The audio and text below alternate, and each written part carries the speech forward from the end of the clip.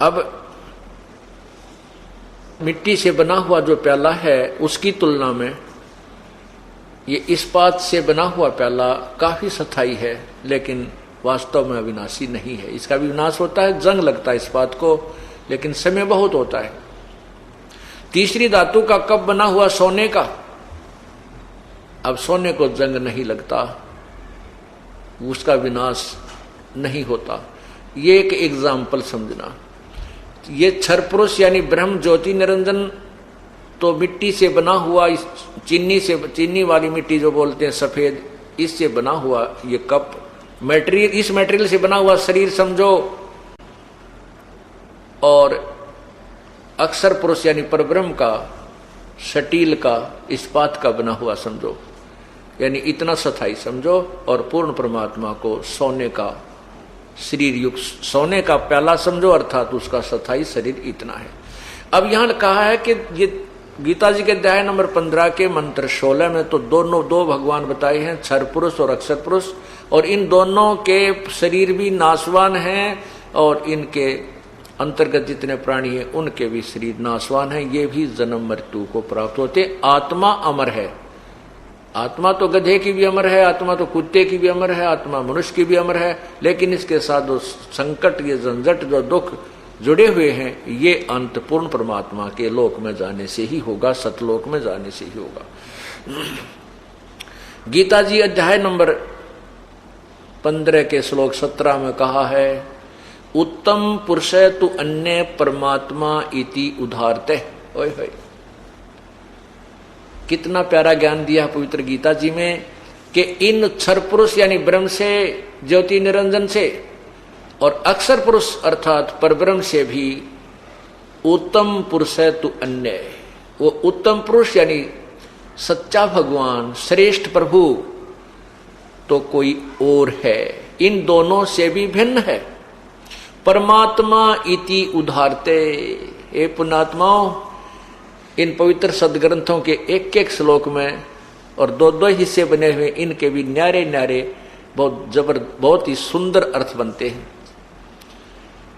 परमात्मा इति उदारते, जिसको भगवान कहा जाता है। इस भगवान कहा जाता है, ये क्यों कहा? क्योंकि पुरुष का अर्थ प्रभु होता है। यहां परमात्मा क्यों कहा? जिसको परमात्मा कहा जा सकता है, उसमें पुरुष बोला है। अब तत्व ज्ञान में यही निर्णय दिया जाता है कि पुरुष माने प्रभु, और परमात्मा का अर्थ क्या होता है, भगवान किसे कहते हैं, भगवान की डेफिनेशन क्या है, परमात्मा की क्या परिभाषा है, जिसको हम परमात्मा कह सकते हैं। वैसे तो प्रभु का अर्थ स्वामी होता है। स्वामी तो सभी हैं, कसाई है, कसाई के नीचे 4-5 नौकर हैं, वो उनका स्वामी है। और ऐसे ही स्टेट में कोई मंत्री है, उसके भी नीचे भी जो अन्य है वो उनका स्वामी है। इसी प्रकार स्वामियों में अंतर है। स्वामी सभी हैं, लेकिन वास्तव में जो स्वामी के क्या गुण होते हैं कि स्वामी वही कहलाता जो दुख ना दे, केवल सुख दे। भगवान उसे कहते हैं, भगवान उसे कहते हैं जो हमें यहां पर सभी पदार्थ उपलब्ध करवावे, खाने के, पीने की सारी व्यवस्था, ओढ़न पहनने की, गर्मी सर्दी से बचाए, उसको भगवान कहते हैं जो हमें सभी सुविधाएं प्रदान करे और दुख ना दे, किसी प्रकार की भी पीड़ा हमें नहीं दे, उसे भगवान कहते हैं। वो परमात्मा कहलाता है। अब जैसे यहां काल के लोक में, हम ब्रह्म के लोक में रह रहे हैं और हमें यहां पर सभी सुविधाएं भी नजर आती हैं। कितनी अच्छी हवा चल रही है, वर्षा होती है, पौधे, पेड़, फल फूल के युक्त पौधे उग जाते हैं, फलदार वृक्ष लगे हुए हैं, झरने बह रहे हैं, और काजू किस्मस के, सेब संतरों के बाग बगीचे, ऐसे बढ़िया फल यहाँ पर लगे हुए हैं। पृथ्वी के अंदर से मीठा पानी हमें मिल रहा है, गर्मियों में ठंडा और सर्दियों में वही अंदर से गर्म निकलता है। तो हम सोचते हैं भगवान ने कमाल कर रखा है, देखो कितनी सुविधा दे रखी है, वही भगवान ही है, ये तो क्या कमाल कर दिया। लेकिन परमात्मा हमें परमेश्वर ने आकर बताया है कि ये भगवान नहीं है, ये परमात्मा नहीं है यहाँ का भगवान जिसको तुम भगवान मान रहे हो, नहीं, इसमें स्वार्थ निहित है, ये वास्तव में परमात्मा नहीं है। परमात्मा तो है क्योंकि कुछ भगवान जैसे लक्षणों युक्त है।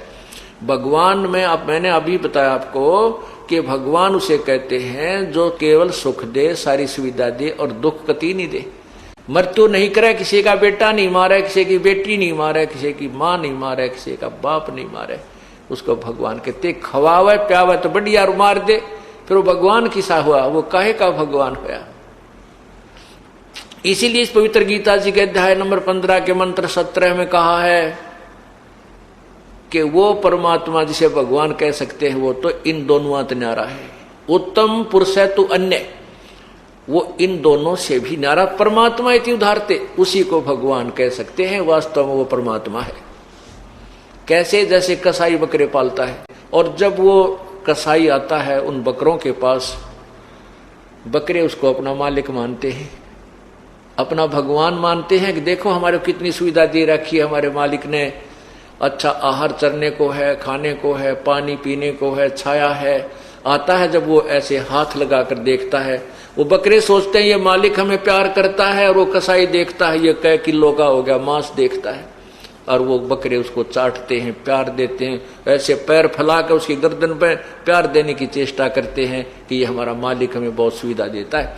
लेकिन उसका स्वार्थ निहित है, वो देखता है कि ये कितना मोटा हो गया, इसमें कितना मांस बन गया, और फिर उसको जब उसको आवश्यकता पड़ती है, जैसे किसी राजा के नवाब की यानी शादी हो जाती है मुसलमान लोगों में, वो बकरे विशेष कर आहार करते हैं, तो उस समय वो कसाई ना देखता ही वो बेटा है किसी की बेटी आवेगी, वो तो एक लाठी लेकर उन सैकड़ों बकरों में, हजारों बकरों में चला जाता है, ऐसे लाठी लेकर उनमें 20-30 को निकाल लेता है। किसी का बेटा आओ चाहे बेटी आओ, चाहे माँ आवे चाहे किसी का बाप आवे, उन्हीं को काट के और वो अपना स्वार्थ पूरा कर लेता है।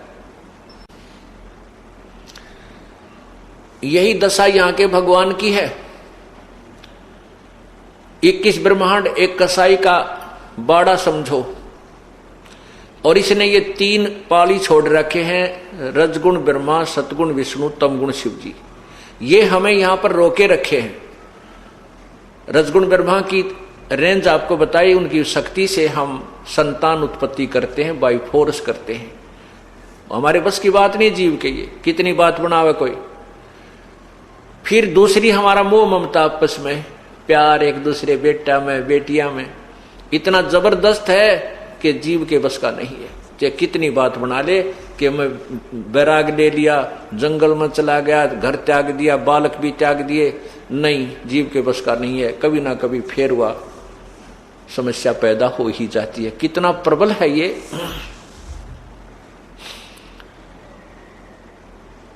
जैसे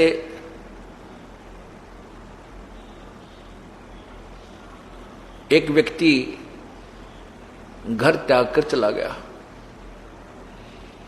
2 बच्चे थे, पत्नी थी, वैराग्य हो गया, जंगल में रहने लगा।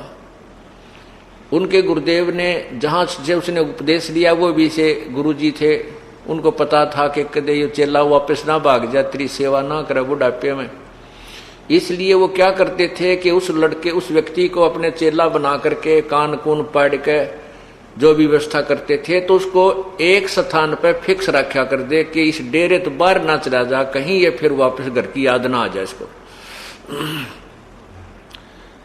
12 वर्ष तक वो व्यक्ति वैराग लेकर जो गया था, गुरुजी के आदेश अनुसार एक आश्रम में एक स्थान पर रहा, उससे बाहर नहीं गया। 12 वर्ष के बाद उसके गुरुदेव ने कहा जा भी भिक्षा मांग लिया। अब वो लेकर थैला आटा मांगने वाला चल पड़ा।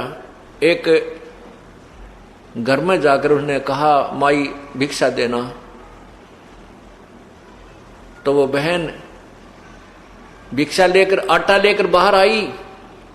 एक लड़के को गोदी में ले रखा था, एक लड़का उसका दामन पकड़कर साथ साथ आ रहा था, मां मां कर रहा था। अब वो बाबा जी 12 वर्ष से घर छोड़कर गया हुआ था, तो उसके एकदम वो मन में फिर आ गई बात। उसने सोचा कि तेरे भी छोटे छोटे बालक थे और जिस बच्चों का बाप ना हो वह कैसे पलेंगे। अब ये बहन है, इसके 2 बच्चे हैं, इनका पति ना होता कितना खुआवा प्यावा इनको। तो उसके मन में आ गई बात कि तू तो बड़ा कसाई रहे और तेरे की जुल्म कर दिया तूने, तो छोटे छोटे बच्चा ने छोड़ के आ गया। वह बेचारी दुखी हो रही होगी, क्या हाल होगा तेरे बच्चा का। इस विचार को करके उसने घर चालन की सोची। घर एक बार देख आऊं, घर चालन की सोची कि चल मैं अपने घर जलता हूं। 10-20 कदम गया था, इतने मन में आ गई, अरे 12 साल हो लिए पीछा छूट रहा है, तू क्यों बात बिगाड़ा है। लोग इतनी हंसी करेंगे, क्या कहेंगे तेरे को। नो सोच के फिर वापस आश्रम की तरफ चल पड़ा। थोड़ी देर चला था, फिर मन में आ गई कि एक काम कर लेता हूं, दूर से देख आऊंगा, किसी के पहचान में थोड़ा ही आता हूं, यूं देख लूंगा वह किस प्रकार जी रहे हैं या कोई मजदूरी कर रहे हैं किसी की। ये विचार करके वो फिर घर की तरफ चल पड़ा। फिर जाकर के मन में कुछ देर दूर चला था, उसके फिर मन में आ गई, रे गुरु जी के कहेंगे तंदा काम बिगाड़ दिया, 12 साल की तपस्या तेरी भंग होती है। फिर वापस आश्रम की तरफ चल पड़ा। 10-20 कदम वापस आया था, फिर मन में आ गई, अरे एक बार देखने में के बिजली पड़ा है, के तप भंग हो है, तो फिर आ जाऊंगा गुरु जी के पास। आखिर में मन ने उसको दबा लिया और ये निर्णय ले लिया कि मैं गुप्त रूप से ये देख कर आऊंगा, खेतों में चला जाऊंगा, गांव में नहीं जाऊंगा। क्योंकि वो किसान थे, उसके किसान था, तो उसने अपने खेत का पता था कि खेत में अगर वह जवान हो गए होंगे तो खेत में काम करने आ रहे होंगे। क्यों 12 साल में तो बच्चा 5-4 वर्ष का तो भी 16-17 वर्ष का हो जाता है।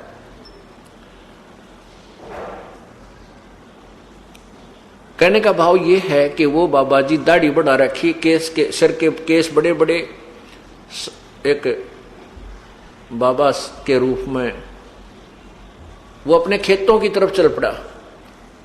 खेतों में उसकी पत्नी और उसका छोटा भाई अपने अपने खेतों में काम कर रहे थे। उसके छोटे भाई ने देखा, उसने उसकी चाल को और खेतों की तरफ आते हुई धुन को विचार करके अपनी भाभी से कहा कि ये जो आदमी आ रहा है ये मेरा भाई है। उसकी बाबा जी की पत्नी कहने लगी कि क्यों अब मजाक कर रहे हो, ईब की आवाज, जो 12 वर्ष हो गए उसने घर की याद नहीं आई, अब कैसे आएगा। वो कहने लगा मैं पक्का कह रहा हूं कि ये मेरा भाई है, उसकी चाल बता रही है। फिर वह बोली आ भी, उसकी पत्नी कहने लगी कि वो आ भी गया तो यहां रुके नहीं, इसका फायदा के। तो उसका देवर यानी देवर कहने लगा कि रोक तो मैं दूंगा, एक थोड़ी सी मेरी बात का सहयोग दे दे, इसको रख तो मैं लूंगा यहाँ पे। वह बोली जो तू कहेगा मैं उसी तरह तैयार हूं, बता के करना। वो कहने लगा कि ये तुम्हारे खेत में जो शीशम है, शीशम का वृक्ष है, ये आपके खेत में है 2 फुट, और मैं इसने काटूंगा, ऐसे काटने लग जाऊंगा, नो को ये जोर जोर से ऊंची आवाज में कहूंगा कि ये मेरा खेत में है, मैंने पैमाइश करवा रखी है और ये हमारा वृक्ष है, मैं इसने काटूंगा, अपनी दरवाजे की जोड़ी बनवाऊंगा और आप इसका विरोध करना। देखते हैं जब बात बन जाता है। अब वो लेकर कवाड़िया जो हल्के सांस रखा करते हैं उससे उस वृक्ष को काटने लग गया और वो जोर जोर से जो कहने लगी कि आपको शर्म नहीं आती है, हमारे खेत में देख लो 2 फुट के अंदर ये हमारे खेत में है और आप अपना कह रहे हो इस वृक्ष को। जब उसने बाबा जी ने देखा कि यो के झगड़ा हो रहा है, भाई मेरा है, पत्नी मेरी है, ये किस बात पर झगड़ रहे हैं, उसने फसल के अंदर छुप कर बैठ गया, देखना चाहा, विचार सुनने चाहिए झगड़ा किस बात पे इनका। वो वृक्ष में फसल में छुप के जवार बाजरे बो रखे थे, बैठ कर सुनने लग गया उनकी कहानी। के कहानी है, खूब सुनी ध्यान से। वो कह रही थी कि देख सरेआम हंगा कर रहा है, हमारे साथ जबरदस्ती कर रहा है, हमारे खेत में वृक्ष है इसको काट रहा है, तो इसलिए काट रहा है ना कि मेरे सिर पर दड़ी नहीं है। आज तेरा भाई होता तो इसका हाथ नहीं लगा सकता था, तो जबरदस्ती करता है हमारे साथ, तने हमारा सारा लूट लिया, हमारे को उभरने नहीं देता। और वो फिर कहता कि मैं तो काटूंगा, न्योय काटूंगा, कर ले के करेगी। तो फिर बाबा जी बना देखा गया, न्यो बोला रे एकली नहीं है, आ लिया हूं मैं भी। न्यो बोला एकली मत समझना, मैं भी आ गया हूं, और तुम्हारे वृक्ष ने कैसे काट लेगा। अब वो कहने लगा उसका भाई कि बाबा जी तुम्हारे बीच में मत आवे, हमारा घर का मामला है, तू जाता रहना, तुने गढ़ दूंगा। नो बोला रहा मैं बाबा जी नहीं भाई, तेरा यो खेत वाला हूं मैं, इस शीशम वाला हूं मैं। नो बोला मेरा भाई तेरे कैसा बोली बूच नहीं था, उसके दाढ़ी थी न मूछ थी, मैं कैसे मानू तू भाई है ना, यू गांव मानने कर लिया पंचायत। खेत में एक नाई आ रहा था दूसरे किसान के बाल काटने के लिए, उसके पास गया, कहने लगा भाई नाई के मैं वो फलाना आदमी हूं जो बाबा जी बन गया था, और भाई मारा तो नाश कर दिया इस भाई ने, तू मेरी दाढ़ी काट दे और ये बाल काट। तो नाई ने कर दिया 2 मिनट में काम उसका, वह दाढ़ी भी काट दी, मुंड भी मुंड दिया। जब आगे खड़ा हो गया ने बोला देख अब पहचान दे कौन हो रही, करूंगा पंचायत। फिर तक कौड़ी भर ली, आइए मेरा भाई, आइए मेरा भाई, भाई गलती होगी कोई बात ना, ये तेरा खेत रहा और या तेरी शीशम रही, माफ कर दे। मैंने पकड़ा दिया अगले भाई, मारिए जोटा एक में काल का लाग रहा हूं दुखी पा। तो कहने का भाव ये है कि वो परमात्मा कबीर जी कहते हैं कि ये जो सतोगुण है इसकी इतनी जबरदस्त पावर है कि इसके अधीन ये जीव ना तक संतान छोड़ सकता, ना संपत्ति त्याग सकता, इतनी जबरदस्त इसके अंदर ममता भर दी जाती है, ये जीव के बस की बात नहीं है। और परमात्मा कहते हैं मन के मारे बन गए बन तज बस्ती मां, कह कबीर मैं क्या करूं ये मन तय माने ना। अब देखो मन कौन है, ये काल है, ये ज्योति निरंजन है, और इसके ज्योति मन के हाथ में ये सब रिमोट है ब्रह्मा विष्णु महेश का, इनको चलाने का और सभी जीवों का। तो ये तो आपको समझाया कि भगवान विष्णु की जो शक्ति है, भगवान विष्णु का जो सतोगुण है, ये हमारे आपस में ममता बनाए रखता है, जिसके कारण हम एक दूसरे से दूर नहीं हो सकते। एक और उदाहरण देता हूं। एक बार मैं वहां छुड़ानी जाते थे, एक आश्रम है छुड़ानी में, गरीबदास जी महाराज, जहां पर परमात्मा कबीर जी ने आकर के गरीबदास जी को दर्शन दिए थे, वो उसी गांव में। तो वहां हमारे पूज्य गुरुजी जाते थे, और हम भी उस समय जब गुरुजी वहां जाते थे तो हम भी उनके साथ वहां जाते थे। वहां पर भी ऐसे ही 3 दिन का समागम हुआ करता था, कभी एक दिन का भी होता था। तो वहां कुछ बाबा जी आया करते लाल कपड़े वाले। एक दिन 4-5 जने बैठे बैठे आपस में बतला रहे, बातें कर रहे थे। ये दास भी वहां उनके पास बैठ गया जाकर। जब तक मुझे नाम देने का आदेश नहीं था, ना कोई सत्संग करने का आदेश था, मैं अपना भक्ति करता था और वहां सेवा के लिए अपने गुरुजी के पास जाता था। बैठा बैठा सुन रहा था, तो वो बाबा जी बुजुर्ग से थे, वो आपस में कहने लग रहे, भाई एक कह रहा है दूसरे को कि तू कैसा संत है, तू कैसा बैरागी है, तू अपने घर जाता है और घर वालों को ये भिक्षा के पैसे देकर आता है। वो कहता तू भी तो जाता है, क्यों बातें बनाता है। वो तीसरा इस प्रकार सभी ने आखिर में ये कह दिया, भाई यह तो बस की बात नहीं। एक बात तो है, यदि घर वाले हमने पीट देने फिर तो मुंह हट सके, ना मुंह हटता ही नहीं। यदि बालक हमारी पिटाई कर दे तो मुंह हट सकता है उनसे, ना तो कति नहीं हटता। भाई महीने 20 दिन में जाने को दिल कर ही जाता है, और 100-200 रुपये होते न, सोचा घर वालों को दिया। उनमें से एक कहने लगा, भाई मेरे साथ वो काम भी हो लिया और ममता फिर भी नो की नो। वो काम करता है कि मेरी पिटाई भी कर ली घर बच्चा ने, और फिर भी दिल नहीं हटता उनसे। आखिर में आज भी याद आते हैं, कदे नुकसान कर दें हैं, कहीं और हानि हो जा। 500-400 रुपये इकट्ठे करता हूँ, फिर भी उनको देकर ही आता हूँ। तो यहाँ परमात्मा हमें याद दिलाना चाहते हैं कि ये जीव के बस का नहीं है। ये तो उस परम पिता परमात्मा की वो भक्ति, ये तत्व ज्ञान इनके प्रभाव को निष्क्रिय कर सकता है, डाइल्यूट कर सकता है, और अंत में इसका कति समाप्त करके यहाँ से सतलोक ले जा सकता है। वो उपचार, वो साधना ये तत्व ज्ञान के माध्यम से ही आपको बताई जाएगी, और परम संत ही वो भक्ति देता है। और तीसरा जो तमोगुण है, इसके तो आपको पता ही है।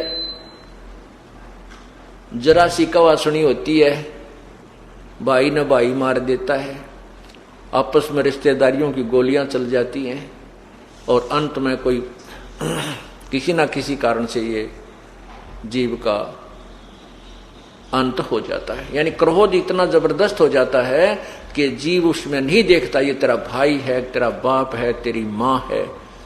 ये जीव के बस का नहीं, ये तमोगुण यानी भगवान शिव जी की शक्ति का प्रभाव है। अब प्रश्न चल रहा है कि 3 भगवानों का न्यारा न्यारा निर्णय, 3 प्रभुओं का। ब्रह्म ये क्षर पुरुष है, जी किस ब्रह्मांड का मालिक है, और इस एक ब्रह्मांड में ब्रह्मा विष्णु महेश केवल एक एक विभाग के प्रभु हैं, ये भी भगवान है। अब यहां थोड़ी सी परिभाषा आपको प्रभु की बताना चाहता हूं कि प्रभु किसे कहते हैं। प्रभु माने स्वामी, मालिक। अब जैसे एक किसी भी विभाग को ले लीजिए, उसमें सभी साहेब होते हैं।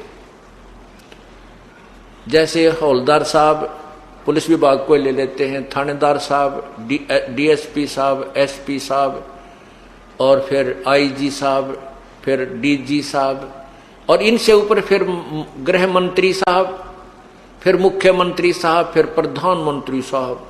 यानी हैं तो सारे साहब, यानी स्वामी हैं, मालिक हैं, प्रभु हैं।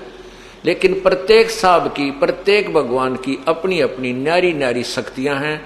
उनमें शक्ति मंत्र होता चला जाता है। प्रभु यानी साहब सारे हैं, लेकिन साहबों की शक्ति में बहुत अंतर है।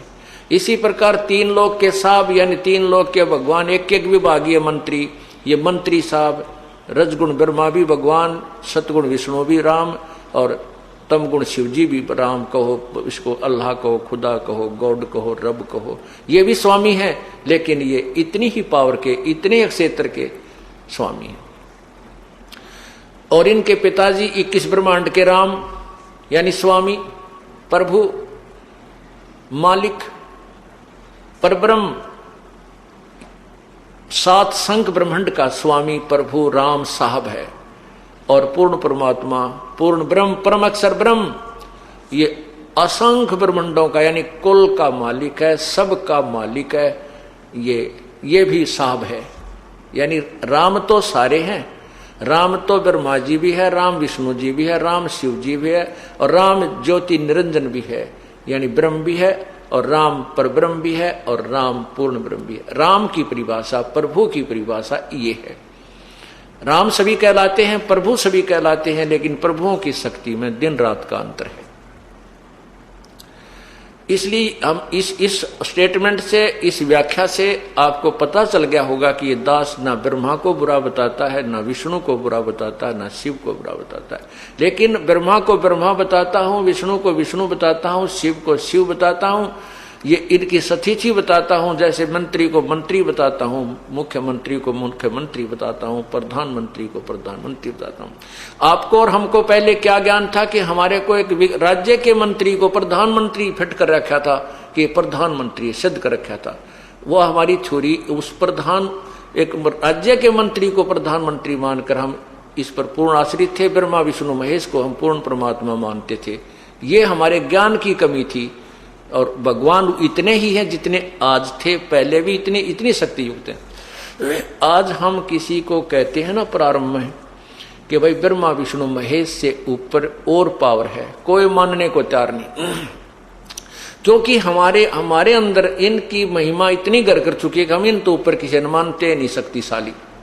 जैसे आज से सन 1947 से पहले जो हिंदुस्तान की जो स्थिति थी, हमारे यहाँ एजुकेशन नहीं थी, शिक्षा नहीं थी, और उस समय जनसाधारण जनता की एक इतना ज्ञान था कि गांव में कोई भी टोप पहन का आ जाता ना अधिकारी, तो सब नो क्या करते, गांव वाले साहब आ रहे हैं भाई, पानी वाला साहब आ रहा है, पानी वाला साहब, पानी वाला साहब अर्थात इरिगेशन डिपार्टमेंट का साहब आ रहा है। अब हमने खुद, मुझे भी जब तक मैं इस दास ने इसी बात से प्रेरित होकर ये जूनियर इंजीनियर का डिप्लोमा किया था कि हम इतने बैकवर्ड इलाके में रहते थे, गोहाना तहसील, कि हमें ये नहीं मालूम था यो नहर के जो ऊपर अफसर आते हैं ये कौन कौन कैसे होते हैं। हम तो जो भी टोप पहन का जाता गाँव वाले ने साहब आ रहा है, साहब आ रहा है, पानी वाला साहब आ रहा है, तो ये नहीं पता था कौन साहब है, उसकी कितनी पावर है। और दास का जो किसान परिवार में जन्म था, कभी कभी गाय भैंस चराने के लिए पाली भी जाते थे। गांव में हमारे में फ्लड बहुत आती थी, इसलिए वर्षा के दिनों में केवल नहर ही ऐसा स्थान होता था जहां पर पशु चराए जाते थे। नहरों पर पशु चराना तो नहर विभाग वालों को मान्य नहीं, वो नहीं चराने देते थे, उनके चालान काट देते थे, पकड़ कर थाने में मतलब ले जाते थे, चालान काट डरा देते थे। तो हम भाग जाते थे, आ जाता ना कोई टोप पहन के, तो हम पाली थे, बालक थे, छोटे छोटे, स्कूल में जाते थे, बीच में छुट्टियों में पाली अन्य भी होते थे जो नौकर रखे होते थे हमारे घर वालों ने, उसके साथ साथ फिर हमारे को भी भेज देते थे, क्योंकि उस समय एक सीमित स्थान पर पशु चराने होते थे नहर के आसपास। तो सब भाग जाते थे, नहर का साहब आ गया, साहब आ गया, भाग जाते थे। उसके जाने के बाद फिर पशुओं को ले आते। कहने का भाव ये है कि हम इतने इलिटरेट थे, हमारे घर वाले भी, हमारे गांव वाले भी, यानी सभी क्षेत्र के, केवल एक गांव के नहीं, कि हमें ये नहीं मालूम था ये साहब कितनी पावर का है। अब हमें सब, उस समय हमारी ऐसी स्थिति थी, और उस समय हम डीसी को एक सुप्रीम पावर माना करते, डीसी को एक सुप्रीम पावर मानते थे। गांव वाले ने कहा कि में भी बात होती कि डीसी लाग रहा है तू के डीसी लाग रहा है, तेरा बाबू के डीसी लाग रहा है, यानी डीसी तो ऊपर पावर, फिर किसी की मान्य नहीं करते, कोई शक्ति और भी है, इसी हमारे मन में धारणा हो रही थी। एक उदाहरण है, एक समय एक चुटकुला आ रहा था एक अखबार में, उसमें एक समय कोई मंत्री, मुख्यमंत्रियों के ऊपर कोई घोटाले का केस हो गया और उनको कोई सजा की तैयारी होगी। पेपर में पहले दिन आया था कि इनको सजा पक्की होगी। तो चुटकुले में किसी ने प्रश्न कर रखा था कि भाई ये प्रधानमंत्री, राष्ट्रपति अगर ये ऐसी गलती कर दें क्या इनकी भी सजा हो जाएगी? तो उत्तर था ये कि डीसी लाग रहे हैं, इनकी भी सजा हो जाएगी। इनकी सजा क्यों ना होगी, ये कि डीसी लाग रहे हैं, अर्थात उसके मन में ये समझाना था कि हम डीसी को प्रधानमंत्री और मुख्यमंत्री, राष्ट्रपति से भी ऊंचा मान रहे थे। अगर ये कि डीसी लाग रहे, अगर डीसी तो के ऊपर तो कोई पावर को नहीं, इसके ऊपर कोई कानून ही नहीं काम करता। हमारे मन में उस इलिटरेशन के कारण, अज्ञानता के कारण ये घर कर चुका था कि डीसी सुप्रीम पावर है, और वह हमारे अंदर जमा हो रही थी। अब वही स्थिति इस तत्व ज्ञान, आध्यात्मिक ज्ञान के विषय में आज पूरे समाज की स्थिति है, पूरे विश्व की स्थिति है। हम आध्यात्मिक ज्ञान में इतने इलिटरेट हैं, हमने न्योना बेरा भगवान किसे कहते हैं, राम राम, अल्लाह अल्लाह, खुदा खुदा, गॉड गॉड हम कह रहे हैं। हमें यह नहीं मालूम कौन गॉड है, कौन किस गॉड की कितनी पावर है, जबकि हमारे सदग्रंथ सभी गवाही दे रहे हैं। अब इस तत्व ज्ञान से हम शिक्षित हो जाएंगे, आध्यात्मिक ज्ञान से हम परिचित हो जाएंगे।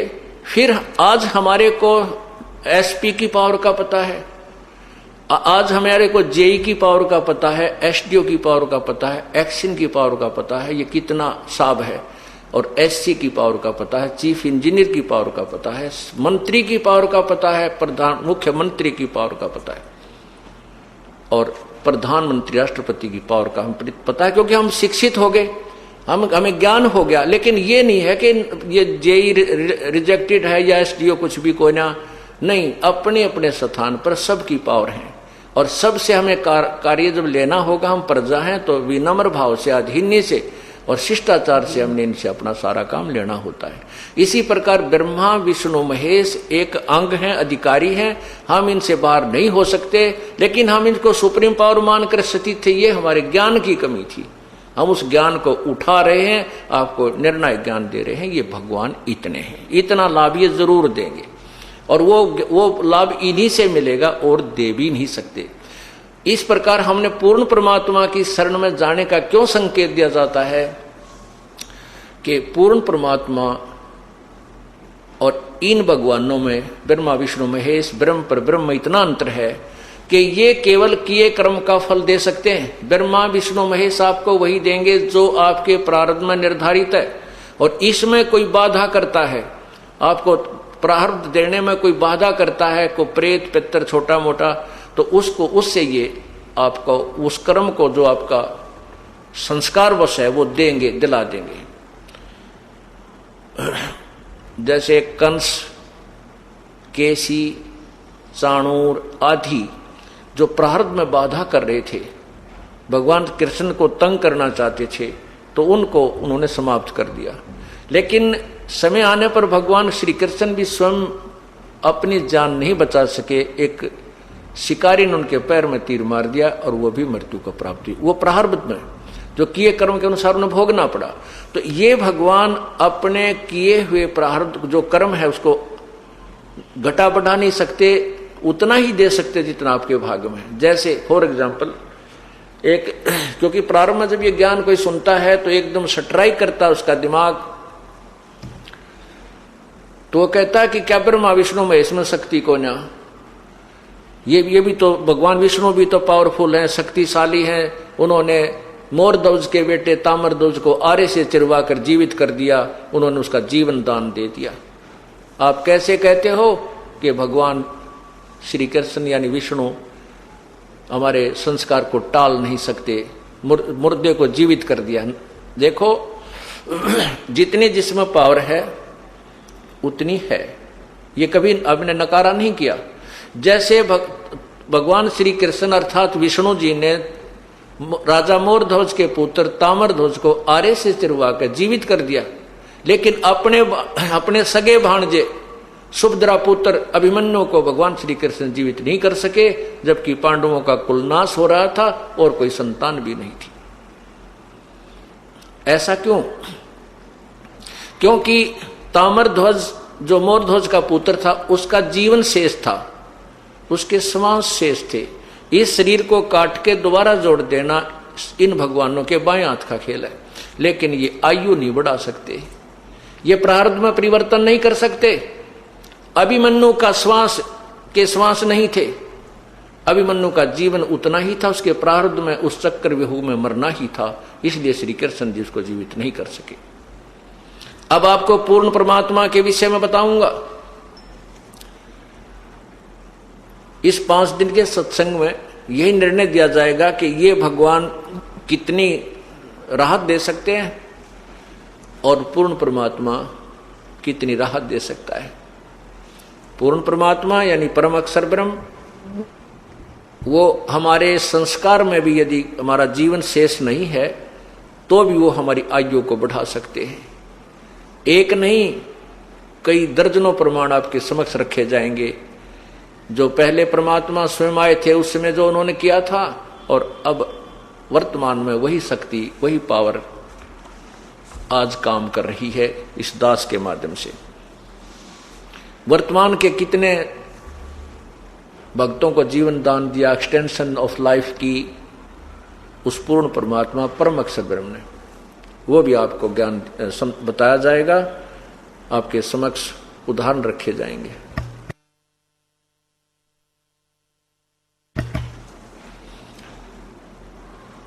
अब प्रसंग चल रहा है कि परमात्मा कौन है, कैसा है, उसकी सचीथी क्या है। अब आप समझ गए कि परमात्मा राम कहो चाहे अल्लाह कहो, गॉड कहो, प्रभु कहो, उसको खुदा कहो, ये एक शक्ति बोधक शब्द है। और ये सभी राम हैं, जिसमें जितनी पावर है वो उतने ही भगवान हैं। अब पवित्र गीता जी के अध्याय नंबर 15 मंत्र नंबर 17 में कहा है कि उत्तम पुरुष तु अन्य परमात्मा इति उदाहरते, जिसको भगवान कहा जा सकता। वास्तव में जो परमात्मा वो उत्तम पुरुष यानी श्रेष्ठ परमात्मा भगवान तो कोई और ही है, वही परमात्मा कहलाता है। अब सतलोक के अंदर उस परमात्मा का अपना साम्राज्य है। वहां जाने के बाद आपको वो सुविधाएं जो यहां नहीं है, उन सुविधाओं की हम तुलना भी नहीं कर सकते। वहां पर ऐसे आहार खाने को आपको मिलेंगे एक तत्व से बने हुए, नूरी तत्व से। जैसे यहां तो सब 5 तत्व से है, आम है, सेब है, संतरा है, काजू है, किशमिश है, हमारा शरीर है, पशु है, पक्षी है, ये सभी 5 तत्व से बना हुआ आहार हमें मिलता है। और 5 तत्व का शरीर है। इसमें मिट्टी, हवा, अग्नि, पृथ्वी आदि ये 5 मिलाकर के आकाश, ये कितनी व्यवस्था किस ढंग से यहाँ की गई है हम इसमें देख भी नहीं पा रहे हैं। मिट्टी कहाँ है, इसमें वायु किस है, पानी कहाँ है। इसी प्रकार नूर एक तत्व है, उस एक तत्व से एक तेज से हमारे को वहां शरीर भी मिलेगा और उसी नूरी एक तत्व के वहां पर सब आहार मिलेंगे। यहाँ से सुंदर सेब संतरे होंगे, काजू किशमिश और मीठा आहार होगा। वहां अमृत शब्द हमने सुना है। अमृत यानी अति स्वादिष्ट पेय पदार्थ, अति स्वादिष्ट आहार, उसको अमृत कहते हैं। अमृत जैसा मीठा है। तो वो तो टेस्ट भी नहीं है यहाँ पर। देखो मीठा तो आम तकरीबन सारे होते हैं, लेकिन उनमें भी छांटा जाता है कि लंगड़ा घना मीठा है, कि देसौरी घना मीठा है, यानी उनमें स्वादिष्ट तामा अंतर आता है। इसी प्रकार पूर्ण परमात्मा के लोक में वो यथार्थ आहार हमें प्राप्त होंगे। वहां वो परमात्मा है, वो हमें सुख ही सुख देता है, हमें भोग्य पदार्थ देता है, भगवान कहलाता है। जो हमें खाने के पदार्थ यानी भोग पदार्थ प्रदान करवाए उसको भगवान कहते हैं। तो वो परमात्मा सतलोक में हमें केवल सुख ही सुख देता है, हमें सारी सुविधा देता है। ना बेटा मारे, ना बेटी मारे, ना किसी का कोई घर छूटे, ना फ्लड आवे। वो पूर्ण सुख ही सुख देता है, सभी सुविधाएं देता है। भगवान वास्तव में उसे कहते हैं जो मारे नहीं, जिसको किसी को दुख नहीं दे, किसी प्रकार की पीड़ा ना करे दे, उसको परमात्मा कहते हैं। अब परमात्मा ये भी है, जैसे आपको उदाहरण दिया, कसाई भी मालिक होता है कुछ नौकरों के ऊपर और बकरे भी पालता है, वो भी उन बकरों का मालिक है।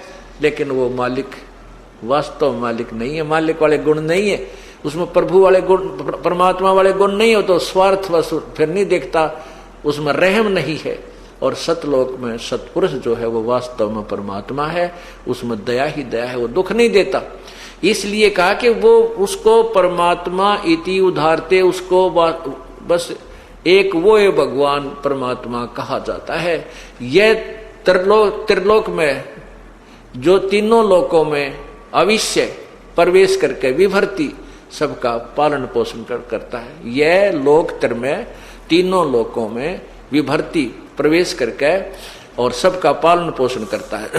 अविश्य सब में प्रवेश करके सबका पालन पोषण करता है। अविनाशी ईश्वर है, वो अविनाशी ईश्वर है, वास्तव में वो अविनाशी परमात्मा है। तो इस प्रकार हमने इस तत्व ज्ञान को समझना है। इसलिए गीता जी के ज्ञान को हमें समझना होगा। सदग्रंथ वही है, गीता जी वही है, चारों वेद वही हैं, परमेश्वर का सब संवेद यानी कबीर वाणी ये भी वही है। आज तक न तो इन वेदों को कोई समझ सका, न ही गीता जी को कोई समझ सका। 5500 वर्ष हो गए हैं इस पवित्र गीता जी के रिटर्न कार्य होने को हुआ है, और आज तक इसके अनुवादकर्ताओं ने गुड़ गोबर कर रखा है किसी ने भी पवित्र गीता जी के ज्ञान को नहीं समझा और नहीं इसका यथार्थ अनुवाद वो कर सके। आज इस दास ने उसका यथार्थ अनुवाद आपके समक्ष पेश किया है और जिसको एक गहरी नजर गीता नामक पुस्तक में अनुवादित करके ज्यों कहता हूं ट्रांसलेशन, गीता वही है, मूल ज्ञान वही है, उसका ट्रांसलेशन दास ने किया है। उस गहरी नजर गीता में ये एक पुस्तक है, यानी गीता जी को गहनता से अध्ययन करके तत्व ज्ञान की दृष्टि से उसका दृष्टिकोण से अनुवाद किया गया है। उसको पढ़कर आप फिर अन्य संतों, अन्य अनुवादकर्ताओं के अनुवाद को आप देखिएगा, आप माथे माथ मारोगे, अगर तेरा गजब हो। ऐसा अनर्थ कर रखा उन लोगों ने। गीता जी के अध्याय नंबर 18 के मंत्र 16 में 66 में, गीता अध्याय नंबर 18 श्लोक 16 में लिखा है, गीता ज्ञान दाता भगवान कहता है कि मेरे लेवल की जो साधना तूने की है, जो मेरे लेवल की साधना होती है, मेरे सत्तर की साधना को मुझ में त्याग कर उस परम अक्षर ब्रह्म परमात्मा की शरण में जा और फिर मैं तुझे सर्व पापों से मोक्ष कर दूंगा, तू चिंता मत कर। पुण्यात्माओं, हम सतलोक जाएंगे। सतलोक जाने के लिए हमने कौन सा फार्मूला अपनाना है, कौन सी विधि अपनानी है, कौन सी भक्ति अपनानी है, उसको भी गीता जी में बता रखा है। अब इसमें 18वें अध्याय के 66वें श्लोक में गीता जी में कहा है कि सर्वधर्मान परित्यज माम एकम शरणम व्रज अहम तवा सर्व पापे मोक्षामि मा शुच।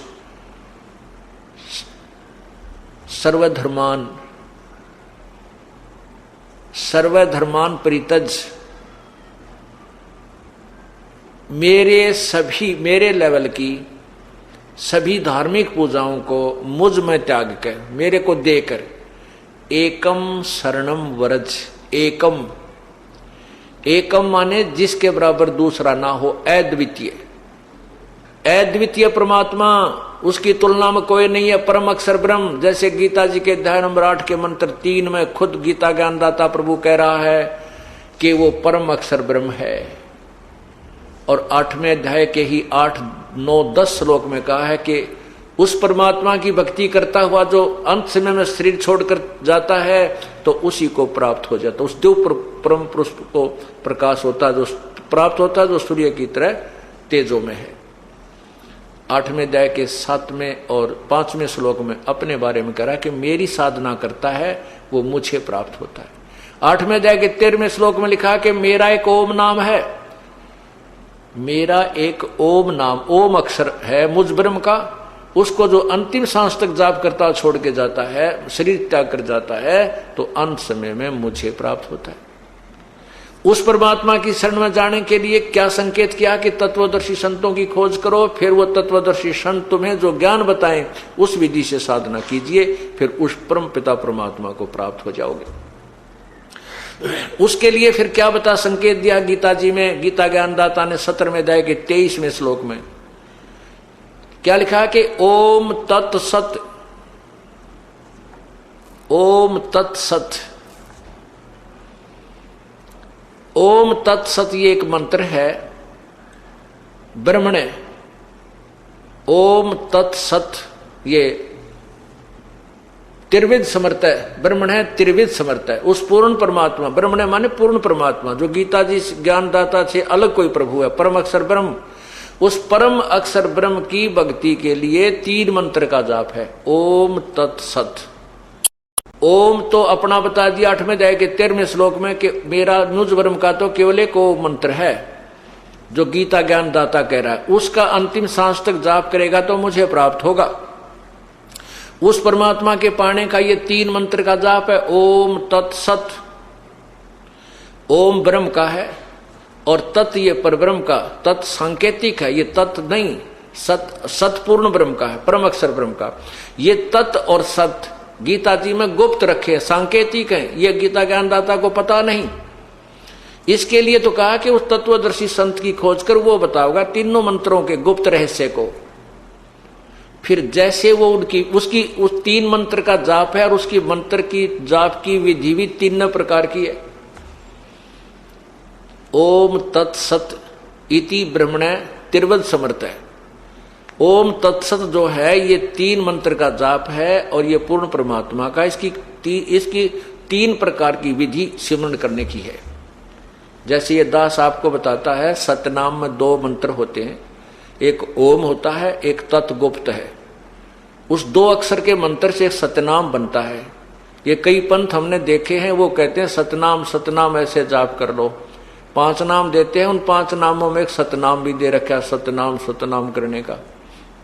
ये सतनाम जाप नहीं है, वो सतनाम 2 अक्षर का मंत्र है, ओम और तत्। तत् एक सांकेतिक शब्द अक्षर है, वो दास बताएगा केवल उपदेशी को।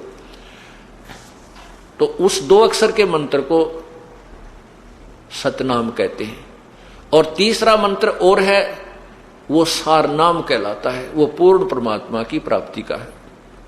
तो यहां जो गीता जी अध्याय नंबर 18 के मंत्र 66 में जो कहा है गीता ज्ञानदाता ने कि सर्वधर्मान परित्यज माम एकम शरणम व्रज, मेरे लेवल की जितनी धार्मिक पूजा हैं, जैसे हम यज्ञ करते हैं, धर्म करते हैं, ये 5 यज्ञ करते हैं, ओम नाम का जाप जो आपको दिया जाता है सतनाम के साथ में, तो ये परब्रह्म, ये ब्रह्म की पूजा है, साधना है।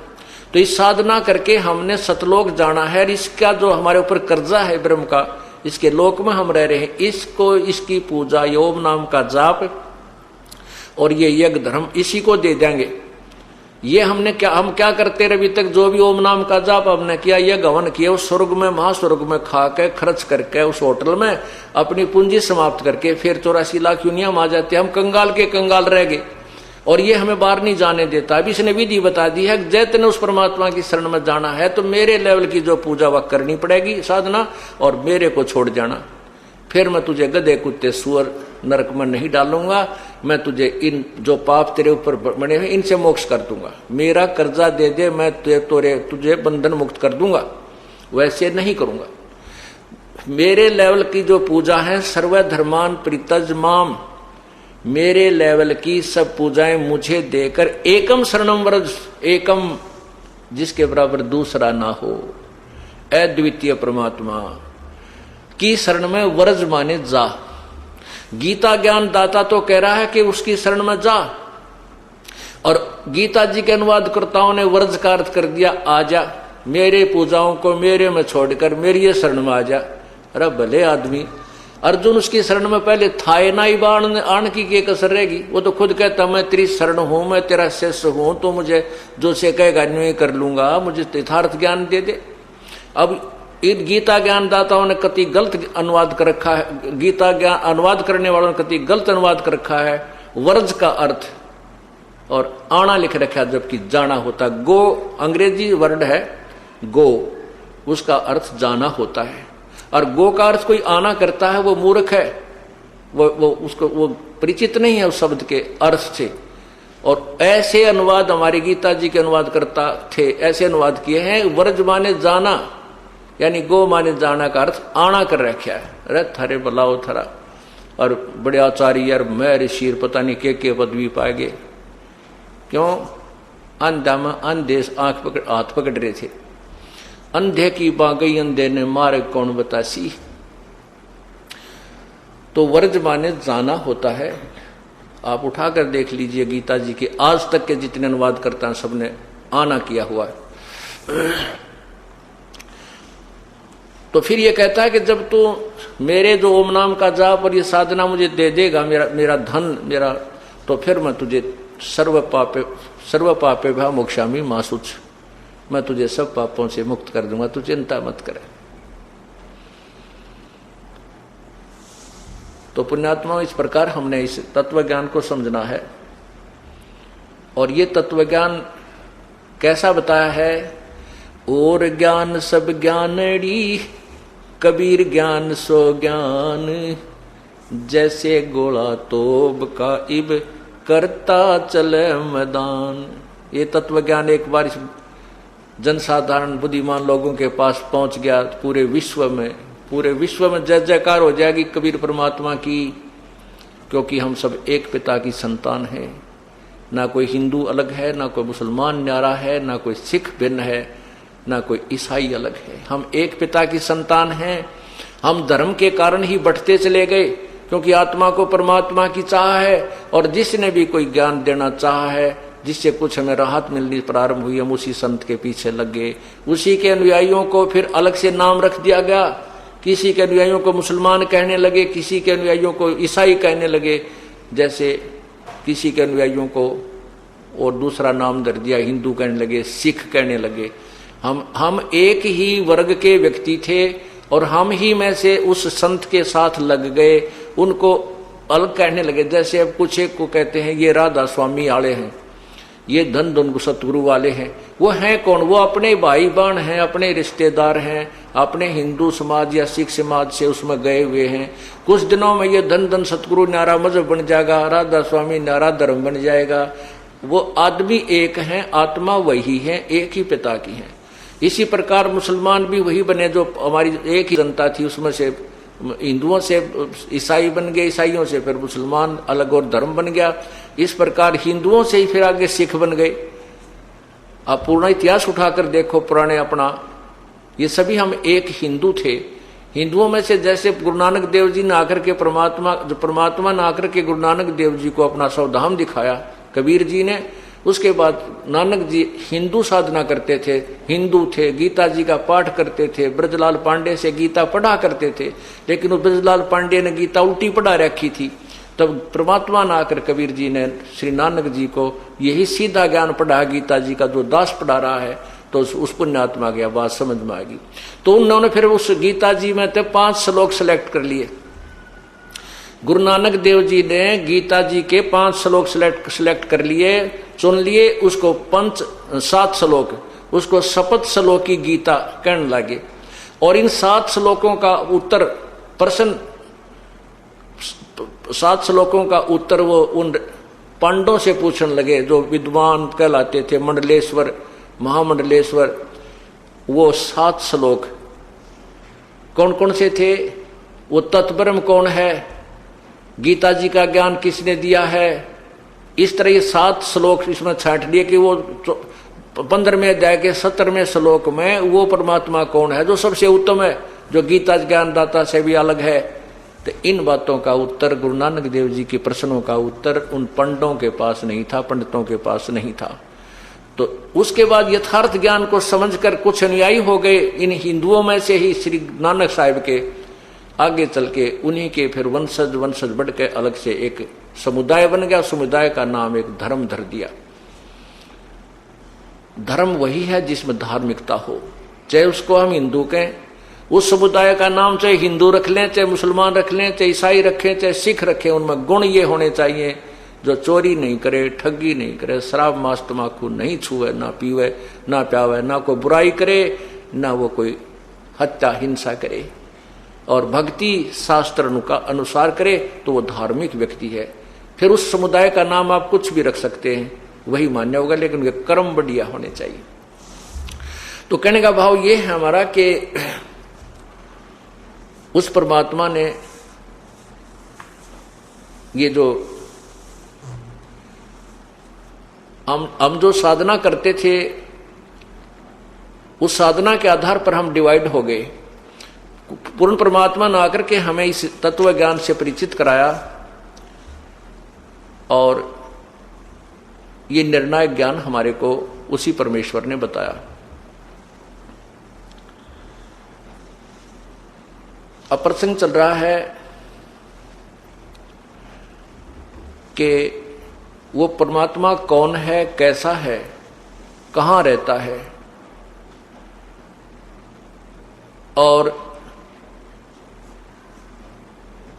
उसकी पाने की विधि कैसी है। जैसे भी आपने सुना है कि ओम तत्सत, इस 3 मंत्र के जाप से परमात्मा पूर्ण ब्रह्म के पास जाएंगे, गीता जी में संकेत किया है। और तत्व जो सत जो मंत्र है वो पूर्ण परमात्मा का है। ये सत नहीं, वो सत और मंत्र है जिसको ये दास बताएगा, जिसको सारनाम भी कहते हैं। इन तीनों मंत्रों का जाप करके उस परमात्मा के पास जाना है। अब जैसे कई भक्तजन कहते हैं कि हमारे गुरुदेव तो सीधे त्रिकुटी से ऊपर ले जाते हैं, हमने यहां से नीचे कुछ क्रिया नहीं करनी है, हमारे शरीर में कमल बने हुए हैं। रीढ़ की हड्डी के अंदर की तरफ, बैकबोन के अंदर अंदर की साइड में हमारे कमल बने हैं, मूल कमल, जो गुदा से, रीढ़ की हड्डी गुदा के पास जाके समाप्त हो जाती है। इस अंदर की तरफ रीढ़ की हड्डी के 2 उंगल अंदर ऊपर एक मूल कमल है जिसमें गणेश जी का वास है। उससे 2 उंगल ऊपर, थोड़ा सा ऊपर जो है स्वाद चक्र है जिसमें सावित्री और ब्रह्मा जी का वास है। जो रजोगुण प्रधान देवता हैं ब्रह्मा जी, वो स्वाद चक्र में है, जो जिससे प्रजनन क्रिया होती है, जिससे उत्पत्ति होती है, सेक्सुअल सिस्टम जिससे कंट्रोल्ड होता है। उसके बाद नाभि कमल है, इसमें विष्णु भगवान और लक्ष्मी जी का वास है। उसके ऊपर फिर हृदय कमल है, हृदय कमल में भगवान शिव और पार्वती का वास है जो तमोगुण युक्त है, और कंठ कमल में दुर्गा का वास है। अब हमने उसके बाद त्रिकुटी स्थान मिलेगा। त्रिकुटी क्या है? एक इंटरनेशनल एयरपोर्ट समझो, इंटरनेशनल एयरपोर्ट, अंतरराष्ट्रीय हवाई अड्डा। अब हमने स्वदेश जाना है, हम दूसरे देश में गए हों और अपने देश में लौटना है, और वहां हमने फैक्ट्री ला रखी है या कोई कारोबार शुरू कर रखा था, और वहां पर हमारे ऊपर कर्जा